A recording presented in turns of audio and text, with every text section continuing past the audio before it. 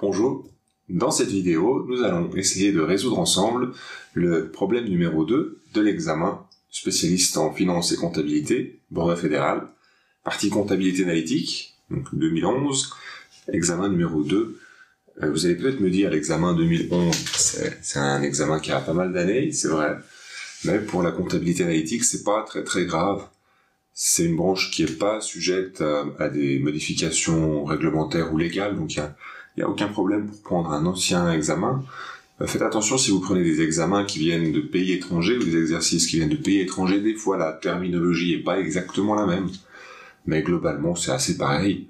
La loi n'a pas d'influence sur la compta analytique, on essaye de faire la vérité, puis normalement la vérité elle est assez similaire dans pas mal de pays. En 2011, ils se sont déjà bien amusés parce que vous voyez que la première page de l'examen était en jaune. Petite spécificité, il y avait en 1h30, donc 26 points au total pour faire cet examen. On va faire les deux premiers problèmes ensemble.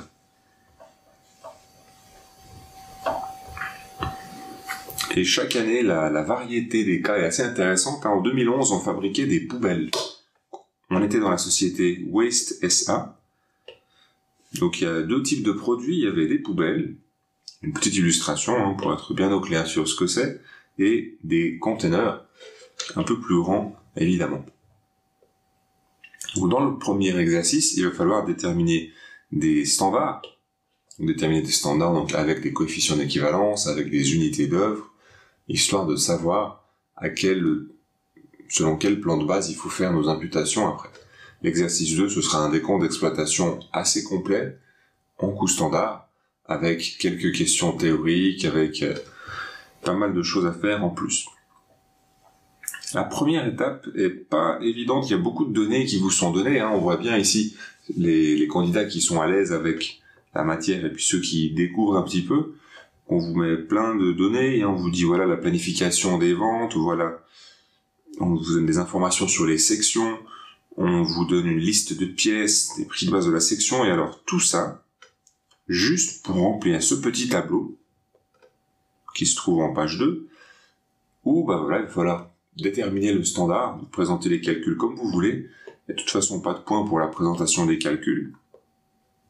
Il va falloir trouver la matière première, les sections, etc.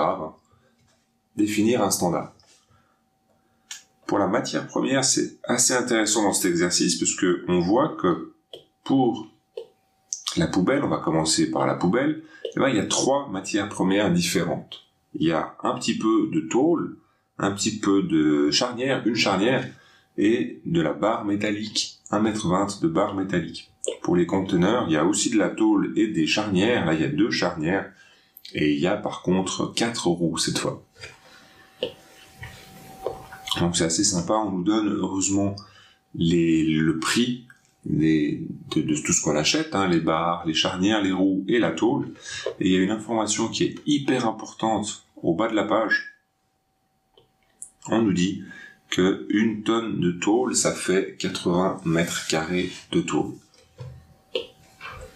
Parce qu'évidemment, pour la production, on a besoin d'un certain nombre de mètres carrés. On nous dit 1,2 mètres carrés. Alors que dans les prix, on nous dit la tôle, on nous donne le prix par tonne. C'est 1200 francs par tonne. Mais si avec 1200 francs, on arrive à faire 80 mètres carrés, on peut déjà trouver, si vous faites 1200 divisé par 80, le prix de la tonne, le prix du mètre carré, et donc 1200 divisé par 80, on trouve que 1 mètre carré coûte 15 francs. Ça c'est hyper utile, parce que comme il y a besoin de 1,2 mètre carré pour la poubelle, on peut faire 15 fois 1,2. Faire les calculs ici. Matière première pour la poubelle, 15 francs le mètre carré, et il faut 1,2 mètre carré pour une poubelle. Ça nous fait 18 francs pour la tôle, pour la poubelle. Pour les matières premières suivantes, on nous dit il faut une charnière. La charnière, l'unité d'œuvre, c'est la pièce, donc le prix par pièce, c'est 4 francs par pièce. Donc là, ça va, on peut mettre 4 francs directement. On nous dit ensuite, pour une poubelle, il faut 1,2 mètres de barres. Et les barres, elles coûtent 5 francs par mètre. Donc 5 fois 1,2, ça devrait faire 6. Et donc, on arrive à un coût de la matière première pour la poubelle de 28 francs. On peut le marquer, 28 francs de matière première par poubelle.